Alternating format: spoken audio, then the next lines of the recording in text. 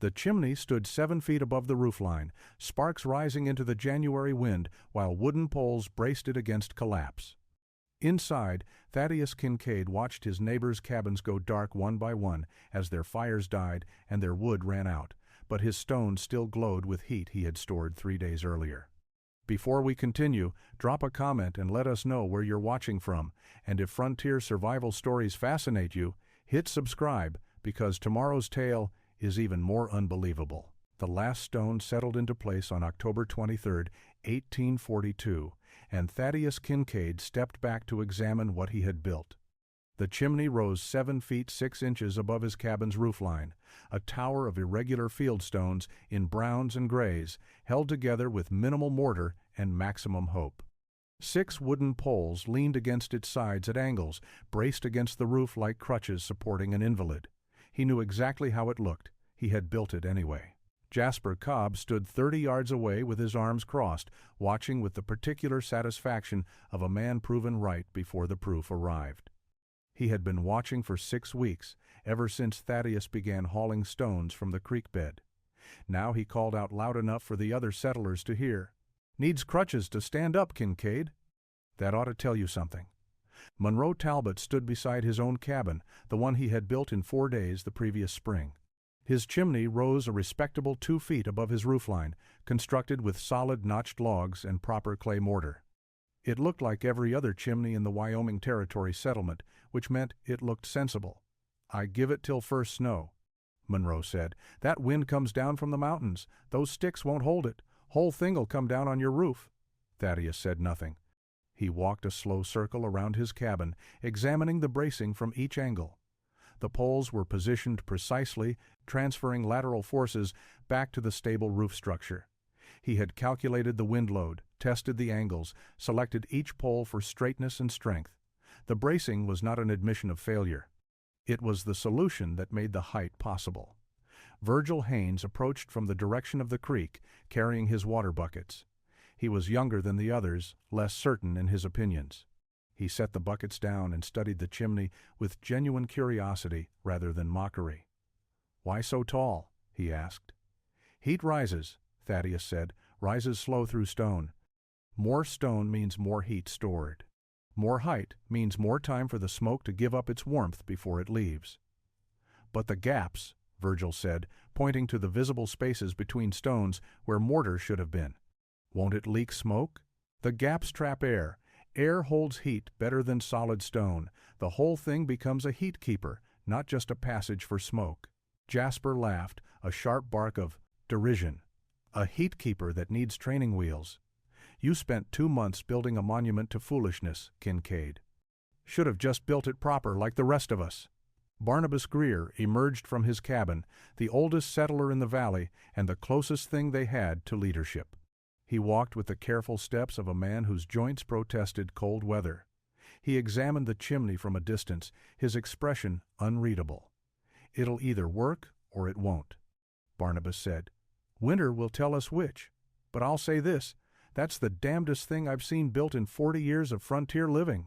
The other settlers laughed. Thaddeus climbed onto his roof to check the bracing connections one final time. From up there, he could see the whole settlement. 11 cabins scattered across the valley floor, smoke rising from chimneys that all looked the same, except his. They called it Kincaid's Folly by evening. By the next day, it was the Tower of Foolishness. Thaddeus heard the names and continued his preparations for winter. Thaddeus had not always been obsessed with chimneys.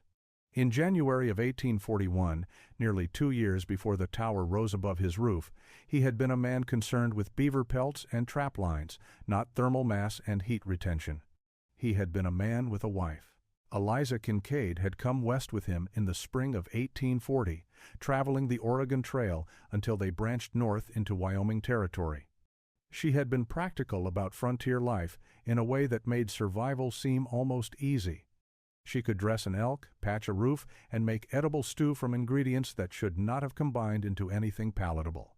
She laughed at difficulties that would have broken other women. Thaddeus had believed that meant she was indestructible.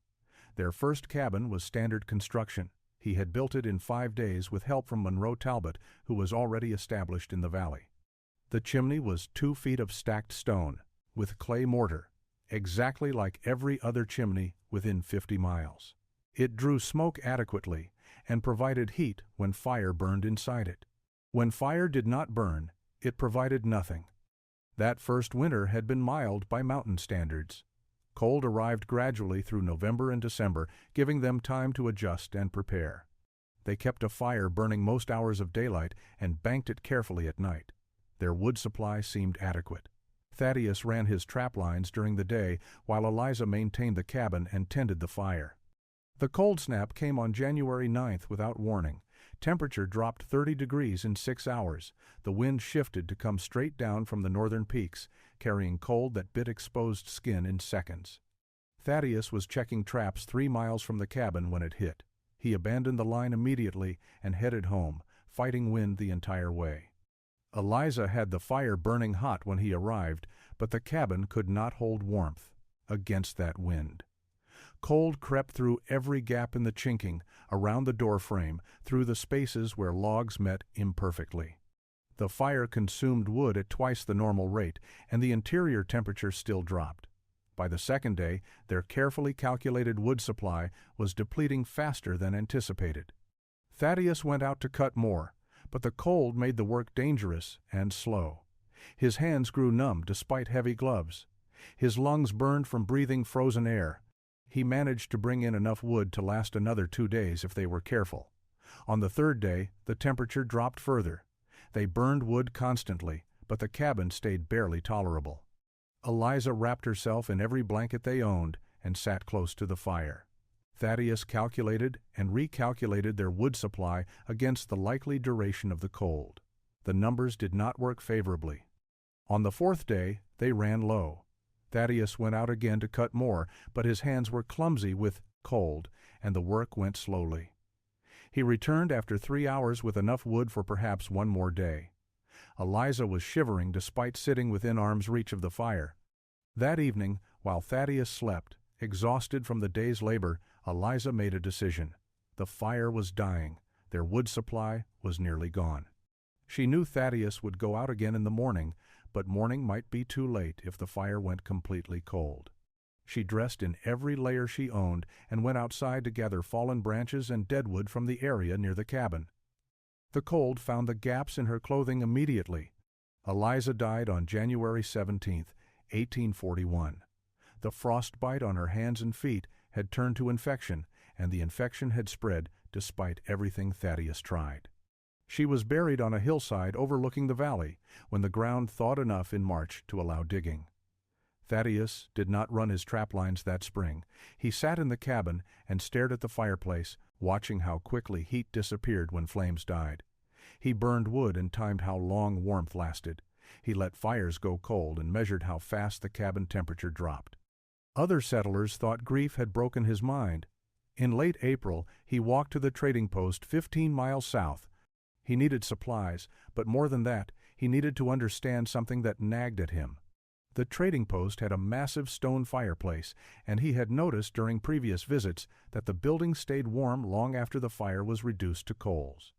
The trader was a German immigrant named Klaus Weber, who had built the post 5 years earlier. Thaddeus found him stacking pelts and asked a question that must have seemed strange. "Your fireplace. Why does this building hold heat better than my cabin?" Klaus paused in his work and looked at Thaddeus with the expression of a man deciding whether to engage with madness. Then he shrugged and walked to the fireplace. "Stone," Klaus said, pressing his palm against the stonework. "This is warm, yes? Fire has been out since morning. Stone holds heat, gives it back slow. In the old country, we build ovens from stone and brick. We fire them hot, then cook all day on stored heat." "How much stone?" Thaddeus asked. "More is better. My fireplace, maybe 800 pounds of stone. Takes all day to heat fully, but then stays warm into next day." Thaddeus spent an hour examining the construction. The fireplace was not just a facade of stone. It was solid mass, 3 feet deep, rising 8 feet to the ceiling. Klaus explained that in Germany, some homes had ceramic tile stoves that weighed over a ton, heated once daily, and kept rooms warm for 24 hours. The secret is mass and time. Klaus said. Fast fire in thin metal stove, heat goes away fast. Slow fire in heavy stone, heat stays long time. Thaddeus walked home with his supplies and a calculation forming in his mind. His chimney was a stone tube that carried heat away as quickly as possible. What if, instead, it was a stone tower designed to capture and hold that heat? He began gathering stones that summer. Not quickly, not with obvious purpose that would invite questions. He simply collected them during walks, bringing back 3 or 4 each trip from the creek bed. Flat ones, round ones, irregular shapes that looked like they might stack interestingly. By September, he had nearly 300 stones piled behind his cabin. Neighbors noticed but said nothing. A man was allowed his grief, even if it manifested in strange hobbies. They did not understand that Thaddeus was building Eliza a monument that would actually keep someone alive. Construction began on September 7, 1842. Thaddeus started by reinforcing the interior roof beams, adding 2 additional supports that would distribute the chimney's weight across a larger area. He worked quietly, and most neighbors did not notice the modifications until he began dismantling his old chimney. Barnabas Greer noticed first. He walked over on the second day, when Thaddeus had cleared the old stonework and was laying the foundation for something significantly larger. "What are you building?" Barnabas asked. "A chimney that works," Thaddeus said. "The old one worked fine. The old one let heat escape. I am building one that keeps it." Barnabas studied the foundation stones, which covered an area twice the size of a standard firebox. "That is going to be heavy. Your roof will not support it. I reinforced the beams. How high are you planning to build?" "High enough." Barnabas shook his head and walked away. By evening, the entire settlement knew Thaddeus was building something unusual. By the next morning, Jasper Cobb had taken up residence as unofficial observer and commentator. Thaddeus worked methodically. Each stone was selected for specific characteristics. Flat stones formed the base layers, creating stability. Rounded river stones filled the middle sections, their irregular shapes creating the air gaps he wanted. Larger stones anchored the corners and carried vertical weight. Smaller stones filled spaces and adjusted the taper. He used mortar sparingly, only enough to prevent stones from shifting, never enough to seal the gaps completely. Jasper watched this with increasing satisfaction, storing up observations for mockery. "You are supposed to seal it." Jasper called out on the 4th day, "Those gaps will leak smoke into your cabin." Thaddeus did not respond. He continued placing stones in their calculated positions, checking the taper with a plumb line, ensuring the structure rose vertically despite its irregular components. Monroe Talbot arrived on the 5th day with an offer of help that was clearly an insult. "I can show you how to do it properly. My chimney took 1 day to build, and it draws perfectly." "I do not want it to draw perfectly," Thaddeus said. "I want it to hold heat. Heat goes up the chimney. That is what chimneys do. Heat should warm the house first, then go up the chimney." Monroe laughed and walked back to his cabin. Thaddeus continued working. 3 feet of chimney rose above the roofline, then 4 feet, then 5. Other settlers began gathering in the evenings to watch, making bets on when it would collapse. Virgil Haynes came by on the 8th day, not to mock, but to ask questions. He was building his own cabin for the coming winter and was curious about different approaches. "Why so tall?" Virgil asked. "Tall means more stone touching hot smoke. More stone means more heat captured. More heat captured means less wood burned. And the gaps? Air trapped in gaps insulates better than solid mortar. Keeps heat inside the stone mass longer." Virgil nodded slowly, understanding the theory, if not yet believing in the execution. The chimney reached 5 feet above the roofline on October 10th, and Thaddeus noticed the sway. It was slight, barely perceptible in calm air, but when wind gusted, down from the peaks, the entire structure moved. Not much, perhaps half an inch at the top, but movement in stone construction was never a good sign. He spent that evening doing calculations with charcoal on a piece of bark. The chimney weighed approximately 600 pounds. Its center of gravity sat 3 feet above the roof surface. Wind created lateral force that increased with height. The roof attachment was solid, but physics did not care about solid attachments when leverage was involved. He could stop building at 5 feet. The system would still work, just with less capacity.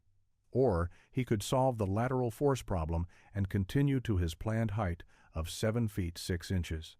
The next morning, he walked into the pine forest west of his cabin and selected 6 straight poles. Each was approximately 8 feet long and 4 inches in diameter at the base, tapering to 2 inches at the top. He stripped the branches and bark, then carried them back 3 at a time. Jasper, Cobb was waiting when he returned with the second load.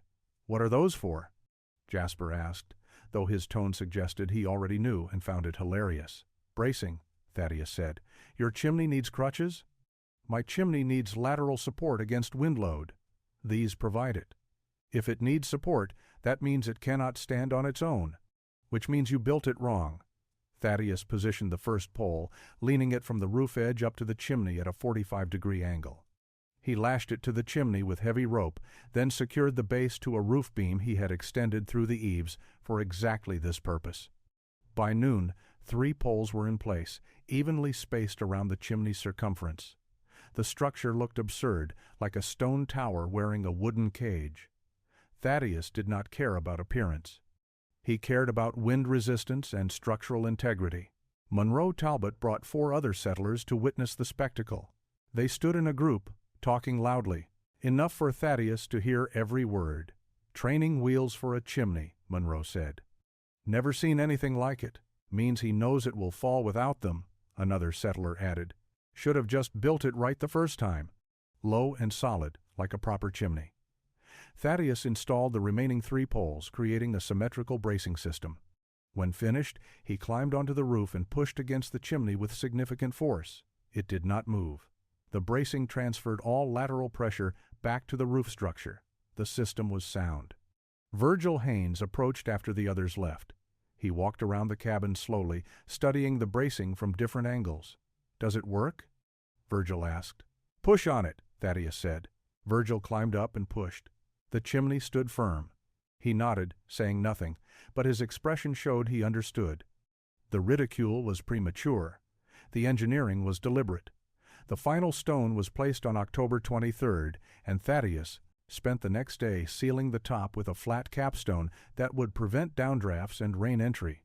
The chimney stood 7 feet 6 inches above the roofline, braced by 6 poles, constructed from 217 stones of varying sizes and colors. It looked like nothing else in Wyoming Territory. On October 25th, he lit the first fire. Most of the settlement gathered to watch, expecting either immediate success or spectacular failure. Thaddeus built the fire carefully, starting with kindling and adding larger pieces gradually. Smoke rose through the chimney, drawing smoothly despite the unconventional construction. No smoke leaked through the gaps between stones. The taper and height created excellent draft. Jasper Cobb watched for problems and found none, which seemed to disappoint him. The real test was not the draw. It was the retention.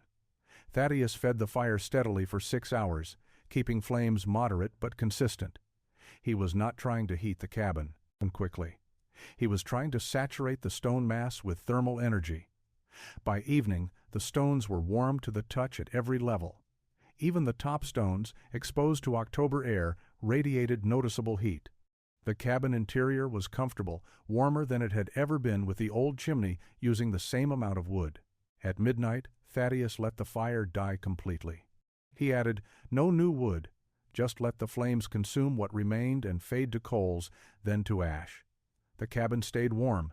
He marked the time and monitored the temperature through the night. By morning, 18 hours after the fire had gone out, the cabin was still noticeably warmer than the exterior temperature. The stones continued radiating stored heat. Thaddeus could press his hand against the interior stones and feel warmth that had nowhere to go except gradually into the living space. He did not announce this success. He simply noted it and continued his preparations for winter. But Virgil Haynes had noticed. He arrived that afternoon with direct questions. "How long did it stay warm?" 18 hours with measurable heat, probably 24 before it reaches full equilibrium with outside temperature. "How much wood did you burn?" "Same amount I would normally burn in 6 hours, but I got 18 hours of warmth from it. That is 3 times the efficiency, at minimum, and that was without optimizing the burn." If I learn to fire it correctly, the ratio will improve." Virgil said nothing for a long moment, staring at the chimney with its ridiculous bracing and irregular stones. Then he asked the question Thaddeus had been waiting for someone to ask. "Could you help me build one?" Before Thaddeus could answer, Jasper's voice carried across the settlement. "One fire does not make a winter, Kincaid. Wait until January. Wait until real cold. That is when we will see if your tower stands or falls." Thaddeus looked at Virgil and nodded once. They would both wait for January. Winter would provide the only proof that mattered.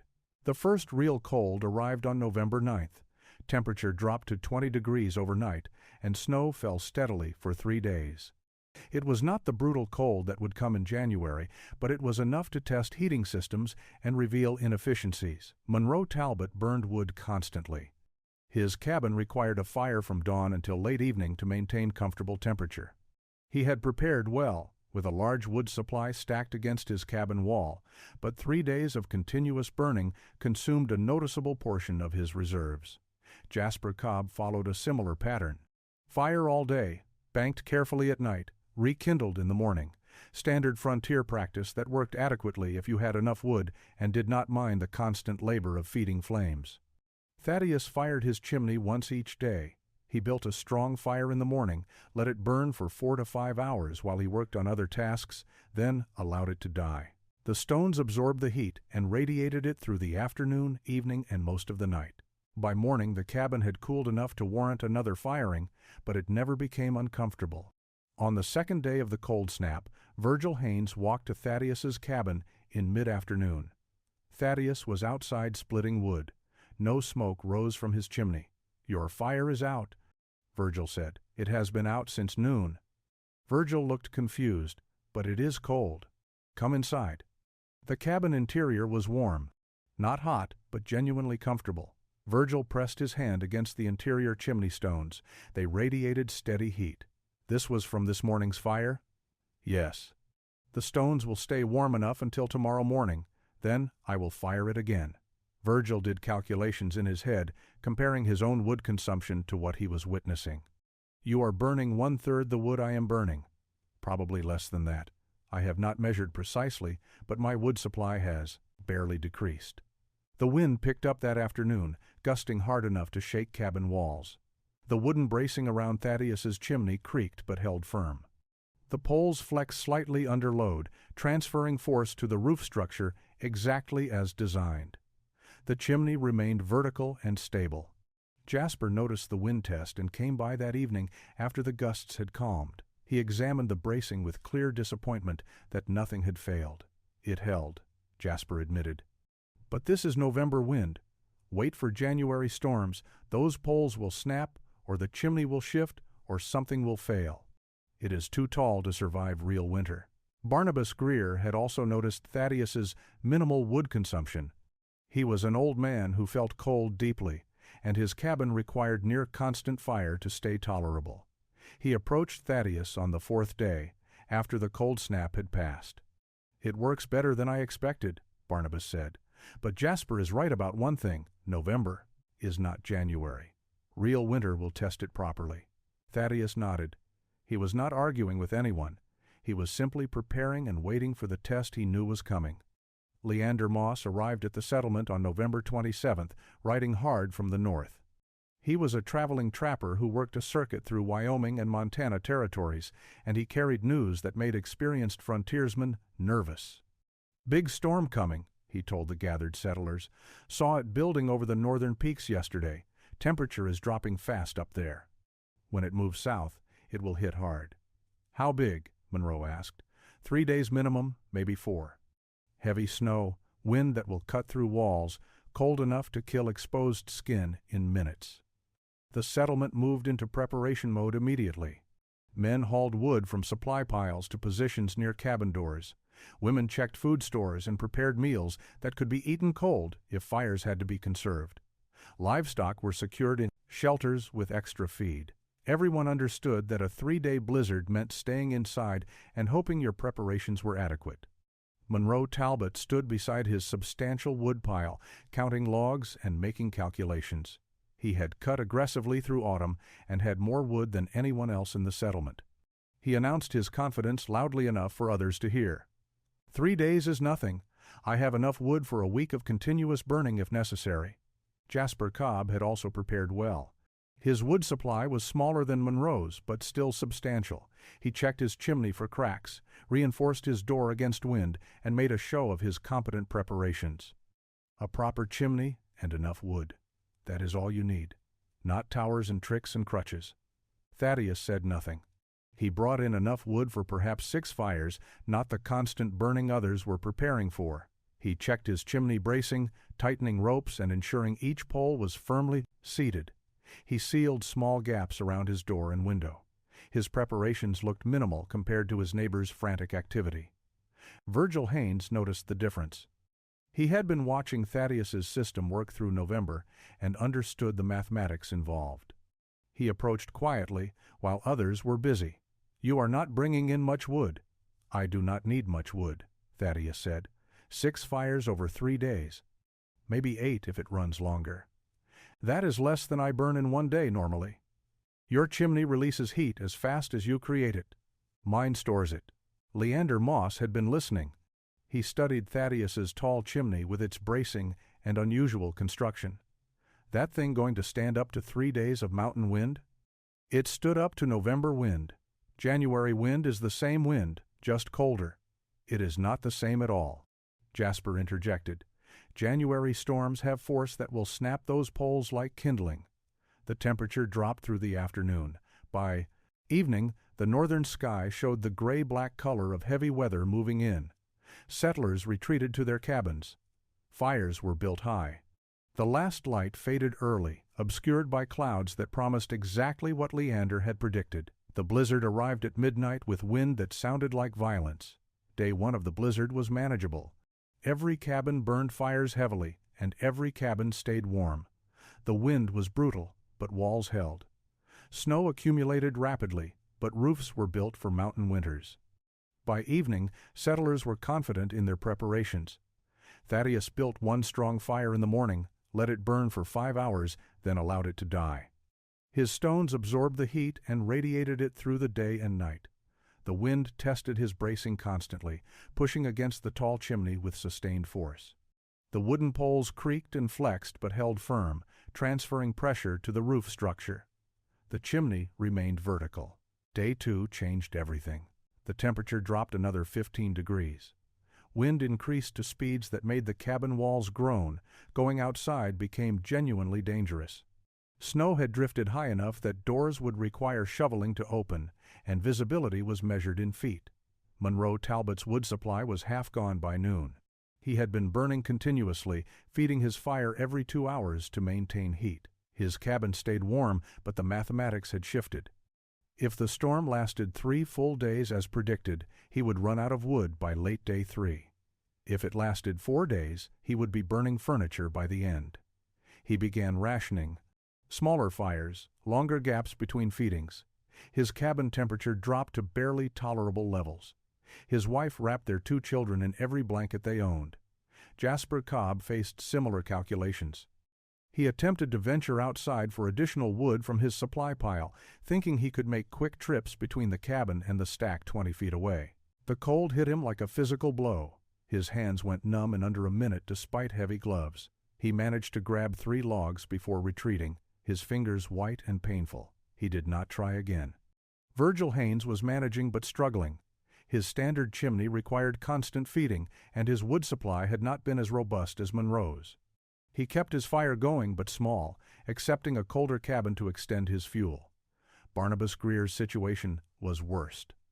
The old man felt cold deeply, and his cabin seemed unable to hold heat no matter how much wood he burned. By evening of day 2, his fire was dying, and he had perhaps enough wood for 1 more day of minimal burning. His hands shook as he fed small pieces to struggling flames. Thaddeus built his second fire of the day, the same controlled burn he had used the day before. The stones absorbed heat. The cabin stayed comfortable. Through his window, he could see other chimneys pouring smoke constantly, desperate attempts to generate warmth that disappeared as quickly as it was created. Day 3 arrived with no break in the weather. The blizzard continued with the same intensity. Monroe began burning furniture. Jasper's cabin was dangerously cold. Virgil's fire was dying. Barnabas Greer's fire went out completely at dawn, and the old man had no strength left to restart it. The blizzard broke on the morning of day 4. Wind calmed to normal winter gusts. Snow stopped falling. Visibility returned to the valley, revealing drifts that reached cabin eaves and a landscape transformed into uniform white. Thaddeus emerged first, pushing through snow that had piled against his door. He stood in the bright, cold morning with one hand raised to shield his eyes from the glare, looking up at his chimney. It stood vertical and undamaged. The wooden bracing had held through 3 days of sustained wind. Small wisps of smoke rose from the top, residual heat from the final fire he had built the evening before. The stone still glowed faintly with stored warmth. He checked on Barnabas first. The old man's cabin was barely 40 degrees inside. Barnabas sat wrapped in blankets, conscious but dangerously cold. Thaddeus carried him through the snow to his own cabin, where the stone chimney still radiated enough heat to bring feeling back to the old man's extremities. Monroe emerged next, surveying the damage to his wood supply and his furniture. His family had survived, but his cabin interior looked like a disaster.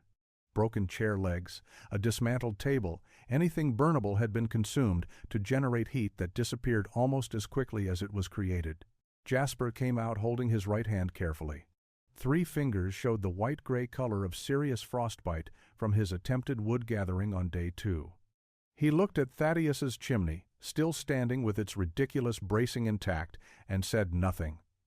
Virgil Haynes emerged exhausted. He had maintained minimal fire through careful rationing, but the effort had required constant attention and had left him depleted. He walked to Thaddeus's cabin and studied the chimney with open admiration. "How much wood did you use?" 7 fires total, perhaps 1/5 what you used. Leander Moss had sheltered with Monroe's family during the storm. He had witnessed everything, seen which systems worked and which failed under pressure. As a traveling trapper, he would carry this story to every settlement and trading post in his circuit. By spring of 1843, Virgil Haynes was building a tall chimney with external bracing, asking Thaddeus for guidance on stone selection and taper calculations. By 1845, 3 more settlers had adopted the design. The Tower of Foolishness became the Kincaid Chimney, named without irony. Thaddeus never remarried.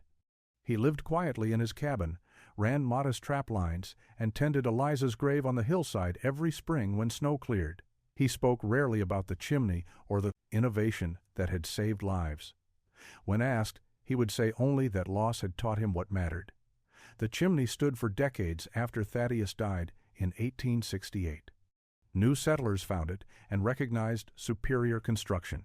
The stones remained fitted, the bracing weathered but functional, the system still capable of storing heat and radiating it slowly through cold nights. Innovation born from grief, ridiculed into existence, proven by survival, and quietly changing how people understood that heat was not just created, but kept.